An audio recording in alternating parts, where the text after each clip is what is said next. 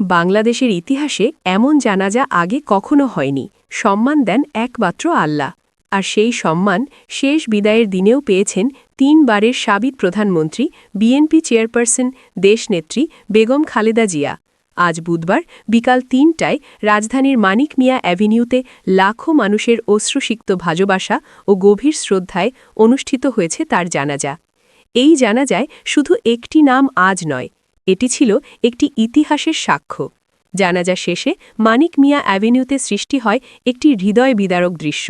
জনপ্রিয় ইসলামী বক্তা মাওলানা মিজানুর রহমান আজহারি এবং বাংলাদেশ খেলাফত মজলিসের আমির মাওলানা মোহাম্মদ মামুনুল হক নিজেদের কাঁধে তুলে নেন প্রিয় নেত্রীর কফিন।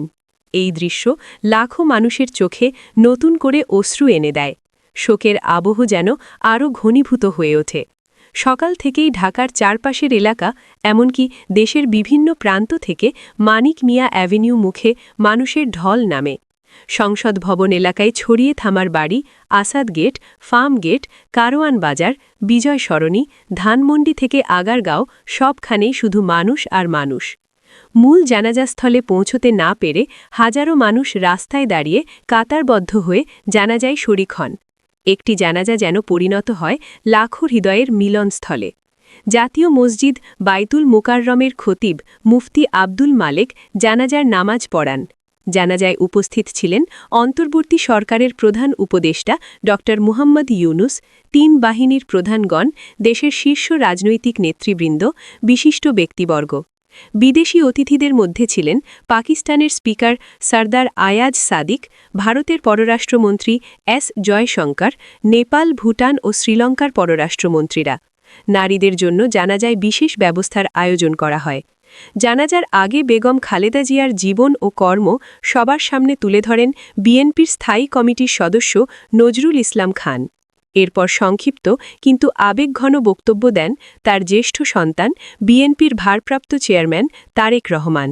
তিনি বলেন, মরহুমা বেগম খালেদা জিয়া জীবিত থাকা অবস্থায় যদি আপনাদের কারো কাছ থেকে কোনো ঋণ নিয়ে থাকেন, দয়া করে আমার সঙ্গে যোগাযোগ করবেন। আমি তা পরিশোধ করব, ইনশাআল্লাহ।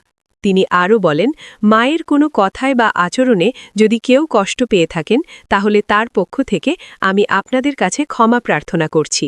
দোয়া করবেন আল্লাহ যেন তাকে বেহেশত নসিব করেন।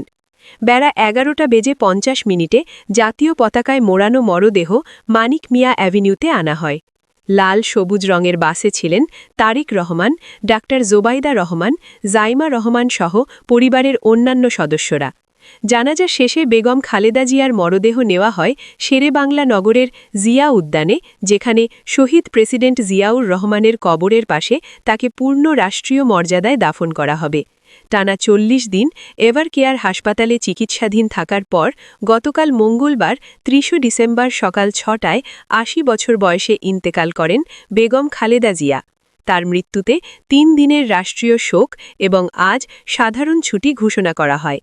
ভারতীয় উপমহাদেশের রাজনীতিতেও বেগম খালেদা জিয়া ছিলেন একটি পরিচিত ও প্রভাবশালী নাম। প্রতিবেশী দেশ ভারতের রাজনৈতিক মহল সহ কূটনৈতিক অঙ্গনেও তার মৃত্যুতে শোক প্রকাশ করা হয়েছে। ভারতের নেতৃবৃন্দ তাকে একজন দৃঢ়চেতা, আপোষহীন ও দেশপ্রেমিক রাজনৈতিক নেত্রী হিসেবে স্মরণ করেছেন।